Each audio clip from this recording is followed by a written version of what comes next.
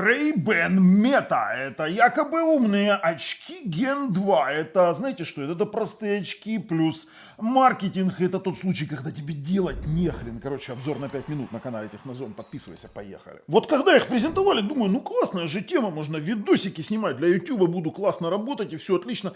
И по случаю пошел, посмотрел на сайте, сколько они стоят. Они нифига себе в моем размере. Широкие, еще и как я хотел, с этими с линзами, которые меняют затемнение в зависимости от освещения, стоит на сайте 479 евро. А купил я их, кстати, в Германии по случаю был в командировке, зашел во Франкфурте в торговый отдел там один, и там фирменный отдел Мета, и я их купил за 500 евро. И я был такой счастливый, пока не понял и не начал с ними разбираться. Начнем с того, что даже если вы его удачно подключили, если у вас, например, последний Pixel 10 Pro XL, то он будет постоянно выбрасываться, вы не можете закончить сетап. Он просто не работает. Ну ладно, я взял второй телефон, подключил, и что же оказывается, можно писать 1080p, это в принципе хорошо, продолжительностью до 5 минут на текущий момент, либо 3К разрешение продолжительностью до 3 минут, но, к сожалению, формата 9:16. И то даже не 9:16, а сразу же он начинает его кропать под формат Инстаграма. По сути, ты получаешь квадратное фото, которое, честно говоря, для Инстаграма только и подходит. Если вы загружаете его шортс в YouTube, либо, допустим, в ТикТок, то он его все равно кропает, у вас сверху будут черные полоски. Не хватало мне в 26 году еще с черными полосками на ТикТок что-то загружать, либо на YouTube. Потом я думаю, ну да ладно, попользуемся, поснимаем что-то, походим. И такой вышел на набережную, решил проверить, какая же у него стабилизация. Взял смартфончик для проверочки, взял очечки и прошелся. У меня валкая походка. И получилась полная фигня. Никакой стабилизации нет. И, честно говоря, каждое вот это вот движение чувствуется на видео. Относительно качества отдельная тема для разговора. Пока светло, пока хорошо, ты фотографируешь вроде бы нормальные фотографии. И я даже в сравнении со своим Google Pixel 10 Pro XL делал фотки, и ты когда приближаешь, там уже начинаются чудеса. Сплошной мусор, расплывчатость, ореолы, и ничего хорошего в этом нет. А если зайти в какое-то полуосвещенное помещение, на примере моей студии, то мы получаем еще хуже вариант. То есть это выглядит, откровенно говоря, фигово. При том, что это шумит, опять же, те же самые ореолы и размытие. Единственное, что мне понравилось, это снимать в автомобиле. Да, прикольно, когда ты едешь, можно поснимать какие-то лайфхаки, все классно, и выложить куда-нибудь в ТикТок, либо, допустим, в Телеграм свою группу можно выложить.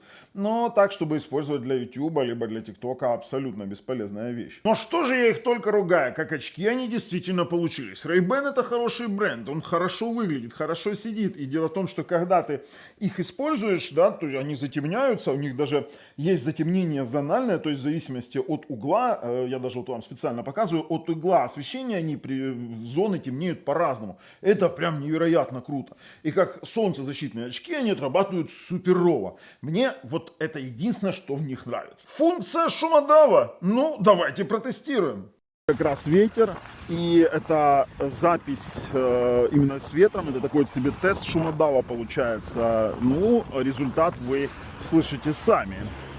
Услышали? Да ну, обещанный какой-то 5-микрофонный шумодав абсолютно ни с чем не справляется. Обещанные функции искусственного интеллекта по переводу доступны только в США и только для определенного языка. При том, что это не все, что они обещали и не сделали. До хрена обещали, ни хрена не сделали. В таком варианте исполнения я могу, единственное, похвастаться функцией того, что при разговоре в WhatsApp я могу транслировать свои очки своему собеседнику, но не в случае, когда у меня постоянно отваливается приложение. Конечно же, если кто-то думает, что они смогут вести скрытую съемку, это так не работает. У вас будет постоянно моргать светодиод, вот этот вот. А если вы его закроете какой-то специальной заглушечкой, то получится совсем плохая вещь. Объясню. Дело в том, что если вы закрыли это уже спецсредство, а использование спецсредств без разрешения это уголовное дело.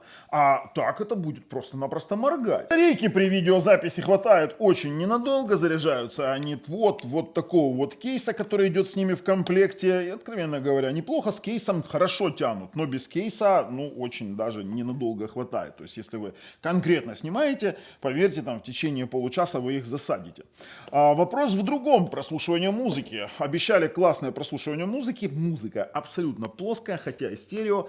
И и, честно говоря, вот басу абсолютно не хватает. Была бы костная проводимость, я бы еще понял, там какая-то приватность. Но дело в том, что если рядом с вами кто-то сидит, и он вполне может слышать, о чем вы разговариваете, либо, допустим, какая музыка проигрывается. Единственное, что мне удобно, это работать с голосовыми сообщениями. То есть для того, чтобы, если в каком-то людном месте не было там для кого-то там это все слышно, то это действительно классно работает. Хотя тоже рядом сидящие могут это услышать. Ну и в целом, вот эти вот все кнопки, к этому надо привыкать. Набор приложений, которые их поддерживают, достаточно мал. Если заморочиться с ремаппингом кнопок, то можно даже завести голосовой ассистент от Google на вот эту вот кнопку, когда ты, или на вот эту вот, на боковую панель сенсорную, которая, откровенно говоря, очень хреново работает. Она ложные срабатывания, нормально не переключает. Но это все, что можно. Очень маленький функционал для работы. То есть в наших, скажем так, реалиях, допустим, там, где я живу в Украине, это абсолютно бесполезная фигня. Качество съемки хреновое, приложений нет, заточен под Facebook и под Instagram, и все, а больше ни под что его не заточишь. Поэтому, мое мнение, тратить на это деньги абсолютно не стоит. Вышло, как очки охренительные, но не за 500 евро, которые я за них заплатил. Да, это самая дорогая модификация, которую можно было собрать. Широкая душка, широкая посадка, хамелеоны стекла, да, и вот эта вот роговая прикольная оправа.